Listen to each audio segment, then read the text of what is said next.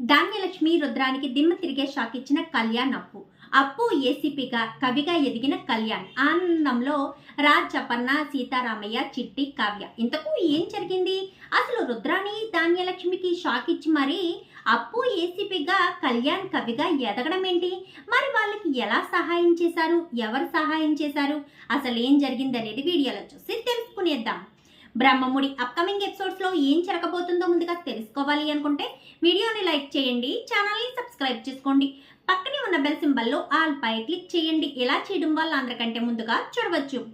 మొత్తం మీరు చూసుకున్నట్లయితే ధాన్యలక్ష్మి రుద్రాని వాళ్ళైతే కావ్యని కళ్యాణ్ని అప్పుని ఇంటికి పిలిపించి మరీ అవమానపరచాలన్న ఉద్దేశంతో ఉంటారు. ఇంకా వాళ్ళు అన్నట్టుగానే ఏదో ఒకటి చేయాలన్న అనుకున్నా కానీ అప్పు మాత్రం ఎక్కడికక్కడ తగ్గి ఇంటి కోడలు ఎలా ఉండాలో ఎలా పూజ చేయాలో అన్నీ కూడా తగ్గట్టుగానే చేస్తుంది. ఎందుకంటే వీళ్ళిద్దరూ మాట్లాడుకోవడం స్వప్న వింటుంది.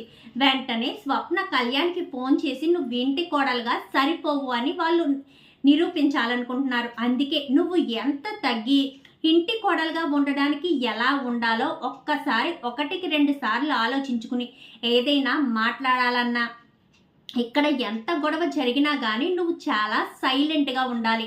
అసలు ఎలాంటి గొడవ చేయకూడదు. వచ్చారా వెళ్ళారా అన్నట్టు మాత్రమే ఉండాలి అని చెప్పి ఇంకా స్వప్న చెప్తుంది. సరే అక్క అని చెప్పి ఇంకా అలాగే వెళ్ళి సీతారామయ్య గారు చిట్టి కూడా వెళ్ళి పిలవడంతో వాళ్ళిద్దరు కూడా ఇంటికి వస్తారు. ఇంకా ఇంటికి వచ్చిన తర్వాత పూజ పూర్తవుతుంది. అప్పు చాలా వందనంగా ఇంటి కోడలు ఎలా ఉండాలో అలాగే వందికగా ఉంటుంది. ఉండమని చెప్పినా కానీ నన్ను నేను నిరూపించుకున్న రోజునే మళ్ళీ ఇంట్లో అడుగు పెడతానంటూ ఇంట్లో ఎవ్వరి మీద నాకు కోపం లేదని క్లియర్గా చెప్పి కళ్యాణ్ అప్పు వెళ్ళిపోతారు. ఇంకా అలా పూజకి కృష్ణమూర్తి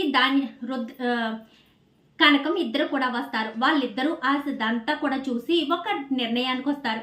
ఇప్పుడు మనం చాలా పెద్ద ఇల్లుంది కదయ్యా, ఈ ఇంటిని మొత్తం అమ్మేసి పిల్లల ముగ్గురికి కొంచెం కొంచెం డబ్బిద్దాం. ఎందుకంటే ముఖ్యంగా స్వప్నకి కావ్యకి అవసరం లేదు కానీ కళ్యాణ్ అప్పులకు మన సహాయం ఎంతైనా కావాలి. వాళ్ళ దగ్గర నుంచి సహాయం ఇస్తానంటే తీసుకోరు. అందుకే ముగ్గురు పిల్లల విషయంలో మనం ఎలా చేస్తున్నామంటే ఖచ్చితంగా సహాయం తీసుకుంటారు. మనం చేసే సహాయంతో అప్పు ఏసీపీగా తను ప్రూవ్ చేసుకోవడానికి అల్లుడి గారికి కూడా అవకాశం ఉంటుంది కదా. మనం ఏదైనా చిన్న ఇల్లు తీసుకోవచ్చన్న ఉద్దేశంతో చిన్న ఇల్లు బేరానికి కుదుర్చుకుని ఇంకా ఈ పెద్ద ఇల్లు మొత్తాన్ని అమ్మేస్తారు. అలా వచ్చిన డబ్బుతో ఇంకా అప్పు అయితే ఎగ్జామ్స్ రాయడం మొదలు పెడుతుంది. కళ్యాణ్ అయితే బిజినెస్ స్టార్ట్ చేస్తాడు. ఆ బిజినెస్ అంతకంతకు ఎదిగేటట్టుగా రాజ్ కూడా సహాయం చేస్తాడు. కానీ ఆ విషయం మాత్రం ఎవ్వరికీ చెప్పడు. ఎందుకంటే కళ్యాణ్కి ఎవరైనా సహాయం చేస్తున్నారంటే కళ్యాణ్ ఒప్పుకోడు. కాబట్టి రాజ్ ఎవ్వరికీ తెలియకుండా ఆ బిజినెస్లో ఎలా ఉండాలి ఏంటి ఎదుటి వాళ్ళ దగ్గర అన్నీ కూడా చాలా చక్కగా కళ్యాణ్కి ఫోన్ చేసి చెప్తూనే సైడ్ నుంచి ఎవరికి తెలియకుండా సహాయం చేస్తూ ఉంటాడు. ఇటు అప్పుకి కూడా అంతే. తన ఫ్రెండ్ ఇన్స్పెక్టర్ కాల్ చేసి నీ ద్వారాగా నా మరదలకి ఒక ఉద్యోగం కావాలి, తను సంపాదించుకున్నట్టే ఉండాలి కానీ నువ్వే ఇప్పించాలి అని చెప్పి ఇంకా అప్పు గురించి కూడా చెప్తాడు. ఇంకా ఆ రకంగా ఇద్దరు కూడా ఒక రకంగా ఒక మంచి స్టేజ్కి వచ్చేటట్టుగా చేస్తారు. ఇద్దరు చాలా కష్టపడతారు. కళ్యాణ్ కథలు రాయమని చెప్పిన డైరెక్టర్ తను ఎడిటరు కథలు రాయడం మొదలు పెడతాడు.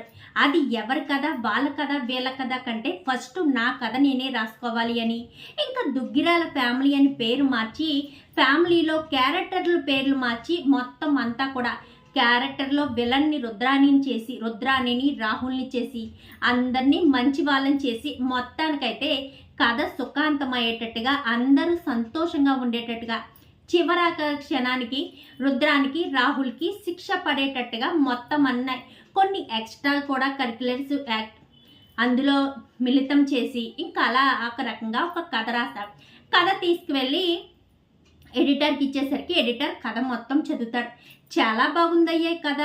3 ఆడవాళ్ళు 3 మగవాళ్ళు, వాళ్ళకి వీళ్ళకి అన్నదమ్ముల సంబంధం ఉంటుంది. వీళ్ళ 3 ఒకే ఇంట్లోంచి వచ్చిన అక్కా చెల్లెళ్ళు, ఉన్న వాళ్ళ ఇంట్లో పేదింటి అక్కా చెల్లెళ్ళు.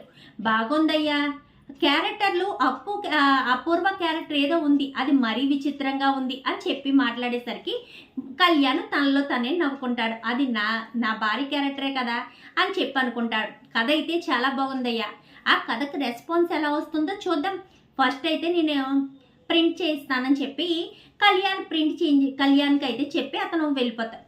కళ్యాణ్ చెప్పి వెళ్ళిపోతాడు. వెళ్ళిపోయిన తర్వాత మరుసటి రోజే ఆ బుద్ధి వచ్చేస్తుంది. ఆ ఫస్ట్ కాపీ అయితే కళ్యాణ్కి పంపిస్తాడు.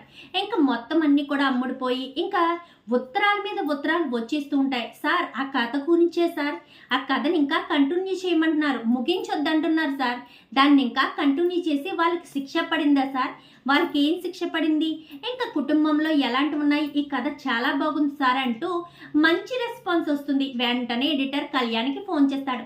కళ్యాణ్ గారు అర్జెంటుగా మీరు రండి ఆ ఆఫీస్కి అని చెప్పనేసరికి ఏం జరిగిందో ఏంటో అనుకుంటూ కళ్యాణ్ పరుగున వెళ్తాడు.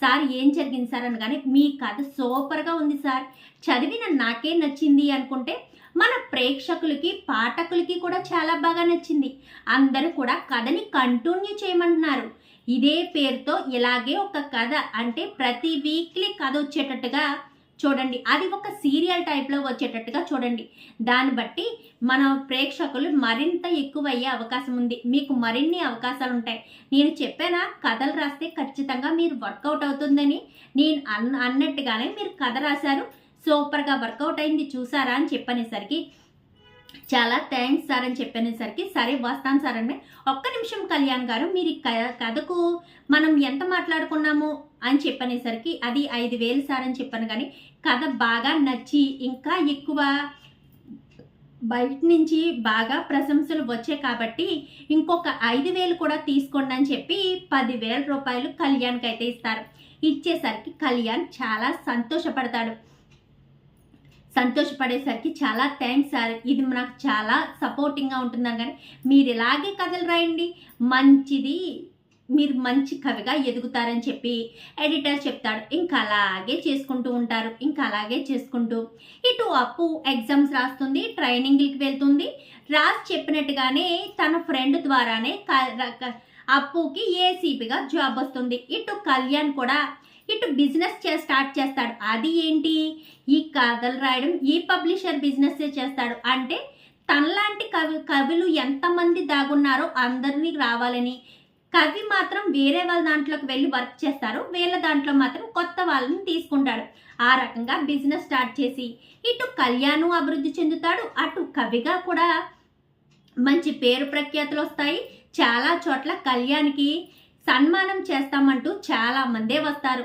నాకు ఇంట్రెస్ట్ లేదని చెప్పాను, కానీ లేదు సార్ మీలాంటి వాళ్ళు వెనకబడి ఉండిపోకూడదు, అందరికీ తెలియాలి, ప్రపంచానికి మీలాంటి కవుల గురించి, మీ గొప్పతనం గురించి, మీరు రాసిన కథల గురించి అందరికీ తెలిసేటట్టు చేస్తామంటూ ఇంకా అక్కడ చెప్పేసరికి సరే అని ఇంకా కళ్యాణ్ కూడా ఒప్పుకుంటాడు. ఇంకా అలా ఒప్పుకొని కళ్యాణ్ అయితే సన్మానాలకి వెళ్తాడు. ఇంకా అప్పు అయితే ఏసీగా ఇంటికి వస్తుంది. ఇంటికి వచ్చేసరికి కళ్యాణ్ చాలా సంతోషంగా ఉందప్ప అనగాని ఇదంతా మా అమ్మ నాన్నల ఆశీర్వాదం కదా కళ్యాణ్ అని చెప్పనేసరికి అవును, వాళ్ళే గనక మనకు అప్పుడు సహాయం చేసి ఉండకపోతే మనం ఇప్పుడు ఈ క్షణాన ఈ స్థాయిలో ఉండే వాళ్ళం కాదని చెప్పి కళ్యాణ్ అయితే చెప్తాడు. ఇంకా అప్పు కళ్యాణ్ ఇద్దరు కూడా సంతోషించిన రోజున ఒక స్టేజ్కి వస్తారు. ఇంకా రుద్రాని ధాన్యలక్ష్మి అయితే మళ్ళీ ఇంట్లో అడుగు పెట్టేసరికి రుద్రాని షాక్ అయిన ధాన్యలక్ష్మి కళ్యాణ్ ఇంటికి వచ్చినందుకు హ్యాపీగా ఫీల్ అయినా కానీ రుద్రాని షాక్ అయిపోతుంది.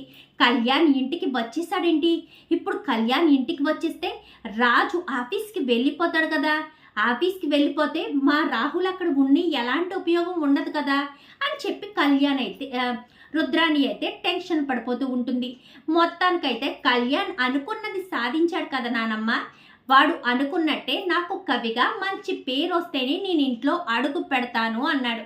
ఆ రకంగానే కళ్యాణ్ మంచి కవిగా పేరు తెచ్చుకున్నాడు.